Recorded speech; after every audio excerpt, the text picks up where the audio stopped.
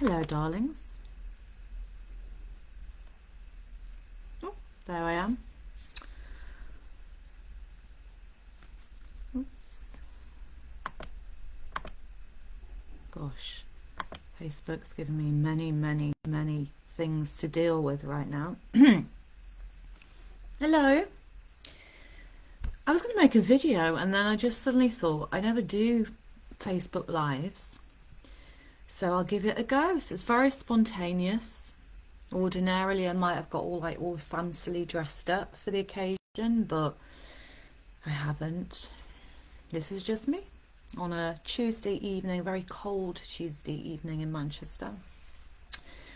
But what I wanted to do is to come on here and talk a little bit about what does being a genius mean, and what does it mean, this concept of madness. And this is a prelude to the Genius of Your Madness 6-week creative life coaching program that is beginning next week, next Tuesday evening, 1st of February. But I just felt, and it was a little bit of a challenge to myself as well, because as I say, I don't normally do this, that I want to see if I could come on here every day for a week beforehand and talk about something that does connect to the program, but is also something that is a field or topic or something that I'm deeply passionate about and that I really care about and really infuses all of what I have to offer. So this is about genius and madness, things that I've always held close to me. And as an Aquarian, I remember reading years ago that there's a very fine line between genius and madness in Aquarians, and that there are more Aquarian geniuses in the world, but there are also more people committed to asylums that are Aquarians as well. So go figure. Choose a side. For me personally, I think they kind of go from one to the other a lot of the time. So what I want to do first of all is to say that because this is the first time I've ever done this, I have no idea if anyone else is watching. If you are, please say hello, because that would be nice to know, though I wouldn't even know how to know if anyone is watching. But anyway, hello if you're out there, and if you're watching this in a replay, hello also. This is me being professional capacity. So I'm going to start by defining what is genius. What is it? What does it mean to be a genius? Now, we are all born with a genius. It's seen as an attendant spirit that each one of us has, and that is with us since the day we're born until the moment that we die. And you can imagine this almost like this spark, a little bit like a will-o'-the-wisp spark of pure spirit that illuminates who we are, that illuminates our path, that creates this divine inspiration and capacity to create beauty and wonder and magic. But more than that, it's simply who we are. Our genius is simply who we are, but who we are without all of the accumulated stories and beliefs that form from obviously such a really young age.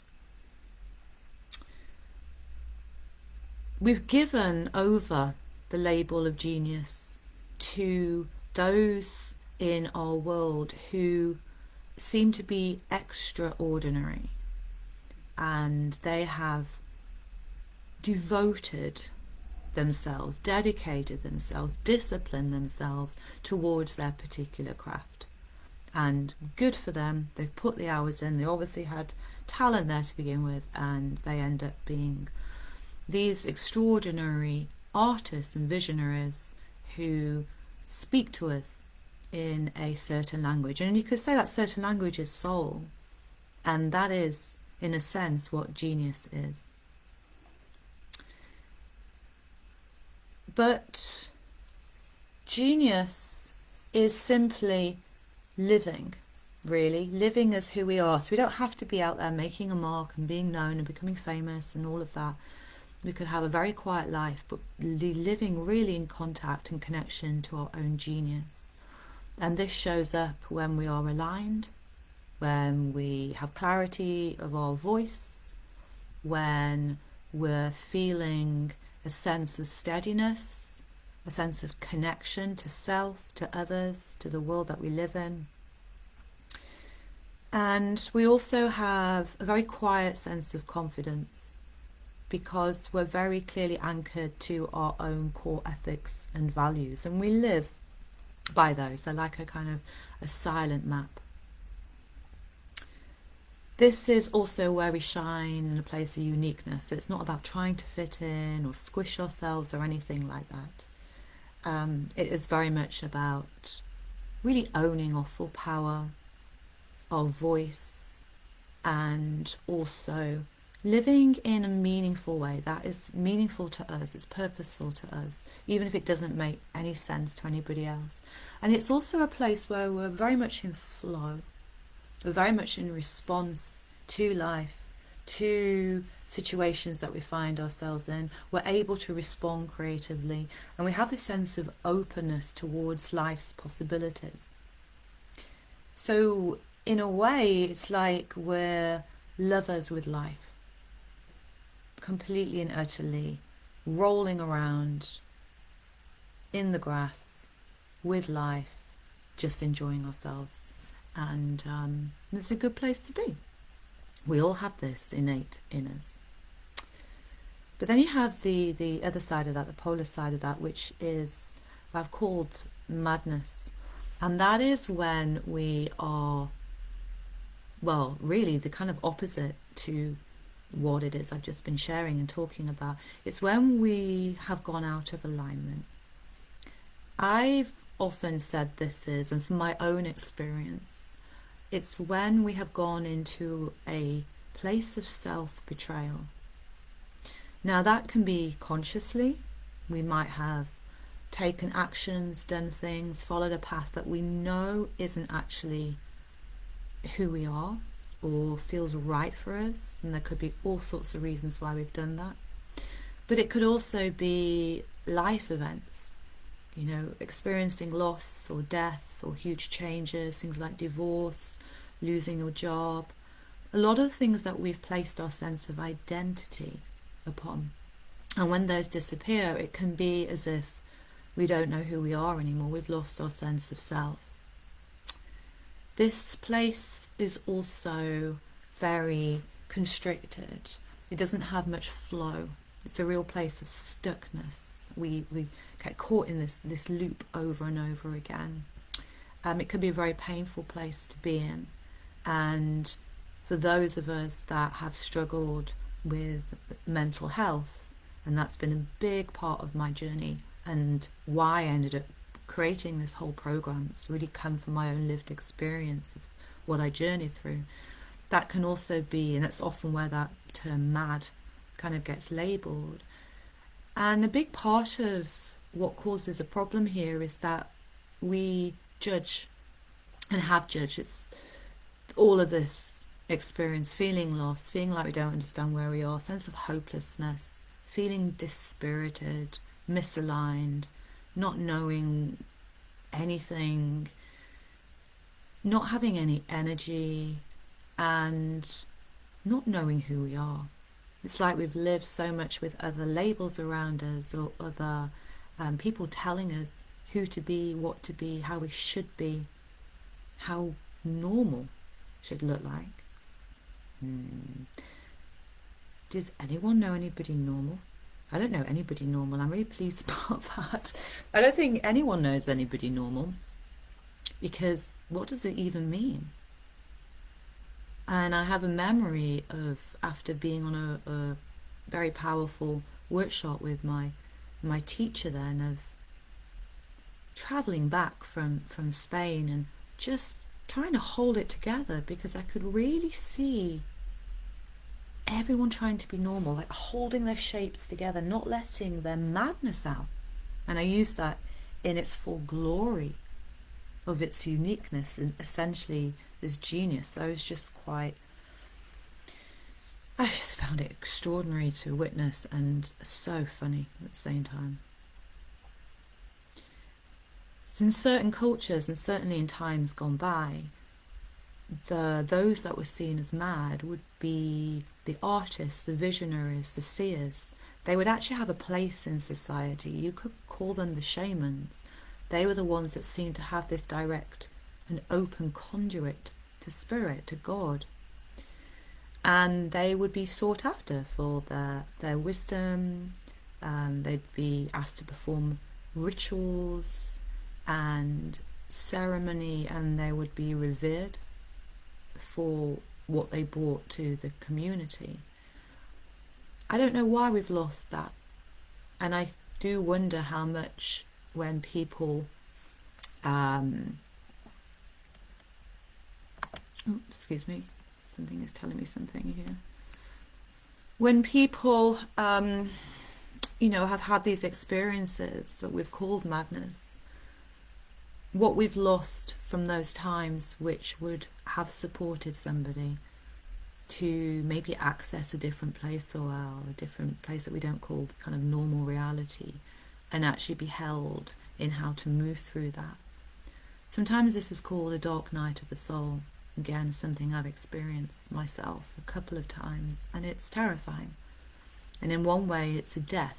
It is a death of our old identity, a death of things that we're holding on to, a death of what we believed ourselves to be, and going through that underworld, going through death, being then rebirthed into life in a different way, which always makes me think of caterpillars and butterflies, and that bit in the middle where a caterpillar has to dissolve, just literally turns to mush, and then as the butterfly starts to form, it's also mush really, and lots of water. Takes time for it to become the butterfly. So in often cases, our madness is pointing towards us to invite us to turn to mush. No one wants to turn to mush. That's all I can say about that. It's true, isn't it? But the problem comes when we're judging that, we're pushing it away, we have shame, we're trying to avoid it, we can't speak about it, we don't have the support around that. And that's, I think, causes a lot more problems if we're more open about our madnesses. What Clarissa Pinkola Estes calls the not beautiful in us. If we're more open and embracing towards these parts of ourselves, then maybe we'd have a lot more balance between our light and our shadow. And I use shadow as the part of ourselves that have not yet been brought into the light of awareness or consciousness or acceptance, playing out in all the different ways that shadow plays out. So I do want to just give you a little feel for what's in the Genius of Your Madness program. But before I do that, again, to give you some examples of who you might call mad or geniuses. For instance, Salvador Dali, mad or a genius. Joan of Arc, mad or a genius, a visionary. Who else did we have here? Hildegard of Bingen, who just had all these incredible, godly visions, and was seen as and labelled as mad. Or again, was she a seer? Who can say? So the Genius of Your Madness program, the 6-week coaching program, is a very embodied somatic experience of a journey. It's soul work, and it's also very practical to bring in the coaching aspect as well. And it is open to anybody who is drawn perhaps like a moth to a flame to what it is that I'm going to be sharing with you.